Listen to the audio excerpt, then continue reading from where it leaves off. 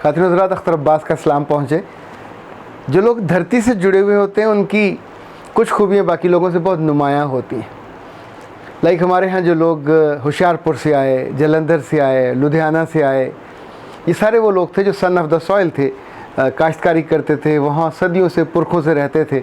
Even किसी अपने ख़ानदान के किसी हिस्से में ज़ाहिर उनके बड़े सिख भी होंगे, हिंदू भी होंगे, फिर इस्लाम कबूल किया। ये जितने पंजाबी बोलने वाले जिनसे मुझे ज़िंदगी में इत्तेफाक रहा, जब कभी इनके बड़े सियाने लोग बैठते हैं तो विज़डम और दानाई की कमाल बात इनके यहाँ की जाती।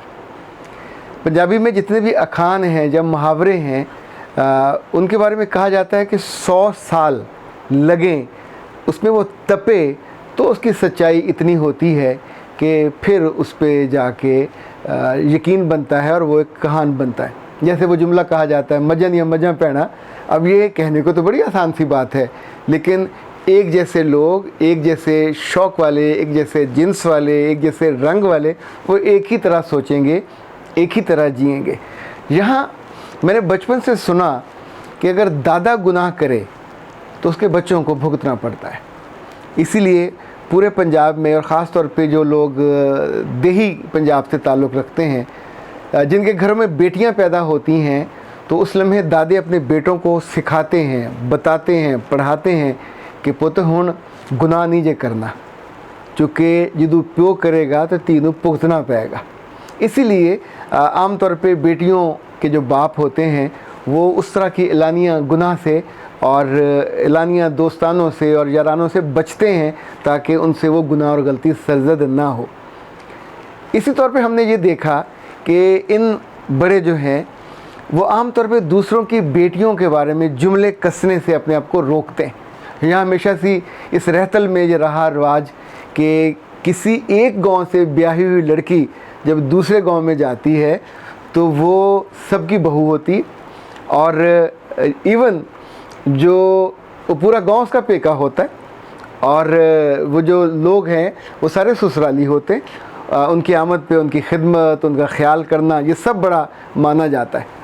कुछ गलतियाँ और कोताहियाँ ऐसी होती रही हैं जो ख़वातीन करती हैं, लाइक मज़े लेने के लिए, चस्के लेने के लिए जुमले और बच्चियों के बारे में, उन बहुओं के बारे में दिल आज़ारी वाली बातें। आपने ऐसा कम सुना होगा कि किसी बच्ची का बाप भी ऐसी आदत में, ऐसी लत में मुब्तला हो जाए कि जहाँ कहीं ख़ानदान में 4 लोग बैठे और बताएं कि फ़लाँ घर में मियाँ बीवी नाराज़ हैं और में लड़ाई चल रही है, तो वो सारे काम छोड़ के वहाँ पहुँच जाए और पहले एक की दास्तान सुने और फिर दूसरे के पास जाकर और उसको खूब साथ नमक मिर्च लगाने के बाद सुनाए और उसका मज़ा ले। हमारे दोस्त हैं, बहुत करीबी दोस्त हैं, हमारे साथ काम करते हैं और अल्लाह उन्हें खुश रखे, बहुत सही उल फ़िक्र नौजवान हैं। कल उन्होंने जब मुझे एक वाक़या सुनाया और तज़किरा किया तो यकीन माने मैं लर्ज़ के रह गया। उन्होंने कहा कि उनके वो करीबी जानने वाले हैं, उनकी बेटी को 4 दफ़ा डाइवोर्स हुई, 4 दफ़ा एक बच्ची को। और उसने कहा कि शी इज़ सो इनोसेंट, ना वो आगे से बोलती है और उसके अंदर कोई गुनाह नहीं है। शी इज़ वेरी, जैसे अच्छी बच्चियाँ होती हैं पर it's happening again and again. फिर उसने कहा कि कुछ अर्सा पहले जब लोग बैठे हुए थे और सभी उस बंदे की यूँ समझे खुशामद कर रहे थे, चूँकि उसका बहुत खुला हाथ है, वो सब पे खर्च करता है, वो सबको तोहफे तहफ़ देता है, बैरून मुल्क से जब आता है तो खूब ले के आता है, लेकिन ये गुनाह उसका ऐसा है। तो कहने लगे जब वो सभी उसकी चाकरी एक तरह से कर रहे थे तो इन्होंने कहा कि अगर मैं आज सही बात न कहूँ तो गुनाह होगा। ये जो आपकी बेटी जिसकी 4थी डाइवोर्स पे आप इस वक्त नीर बहा रहे हैं, ज़ारो कतार रो रहे हैं, इसको किसी ने दुख नहीं पहुंचाया, इसी को किसी ने ये तकलीफ़ नहीं पहुंचाई। इस अंजाम पे इसको इसके सगे बाप ने पहुंचाया, और सगा बाप कोई और नहीं है, आप हैं जिसने अपनी बेटी के। तो उसने गुस्से से कहा कि हॉट डेयर, तुम ये बात मुझसे कैसे कर सकते हो, आज तक किसी ने ये ऐसी बात नहीं कही। तो उसने कहा कि मैंने उसको फिर गिन गिन के बताया कि फ़लाँ अज़ीज़ और वो उनके बच्चे सुकून से रह रहे थे, किसी बात पे लड़े और आप वहाँ गए और आपने उनकी बातें रिकॉर्ड की, आपने रिकॉर्ड करके दूसरी जगह सुनाई। ज़ाहिर है जब कोई बंदा ना हो सामने तो लोग बेहतियाती करते हैं, कोई जुमला सख्त कह जाते हैं, उस रिकॉर्डिंग की बुनियाद पर वो एक डाइवोर्स हुई। फिर दूसरी जगह आपने उनकी तस्वीरें बनाई, तस्वीरें रिकॉर्ड की, वो जाके दिखाई, तब डाइवोर्स हुई। ये 4 घर तो ऐसे हैं जो आपके अपने करीबी ख़ानदान के लोग होंगे, और 4 घर टूटे।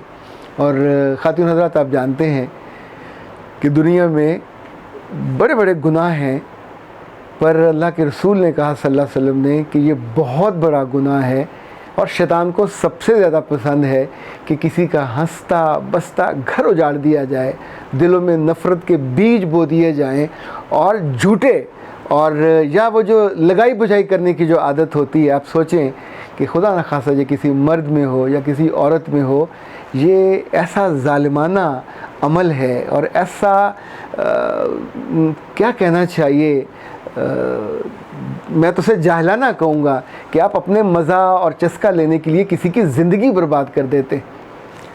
वो साहब उस लम्हे उठे और लरजते हुए खड़े हुए, और सब लोग ये सोच रहे थे कि वो अब उसको मारेंगे, उस पर तशद्दुद करेंगे। वो उसके करीब गया और उसके गले लगे फूट फूट कर रोया। उसने कहा, काश किसी ने मुझे पहले बताया होता, ये फिलवाक़े गुनाह मैंने किए हैं, और ये 4 तो डाइवोर्सें हुई हैं जो तुम लोगों को उसका इल्म है। कुछ गुनाह मैंने ऐसे भी किए हैं, कुछ घर ऐसे भी मैंने तोड़वाए हैं, और जो यहाँ आप लोगों के ख़ानदान में और हमारे ख़ानदान में नहीं है, उसके बाहर। आप सोचिए कि वो बात जो मैंने बचपन में सुनी थी कि इनफैक्ट इसको हमारे यहाँ बाज़ दफ़ा मकाफ़ात अमल भी कहा जाता है। ये शायद को खुदा की इस तरह की रेगुलर सुन्नत नहीं है कि वो फ़ौरन बदला देता है, पर सम टाइम इट हैपन्स, यानी उसको हम मकाफ़ात अमल कहें।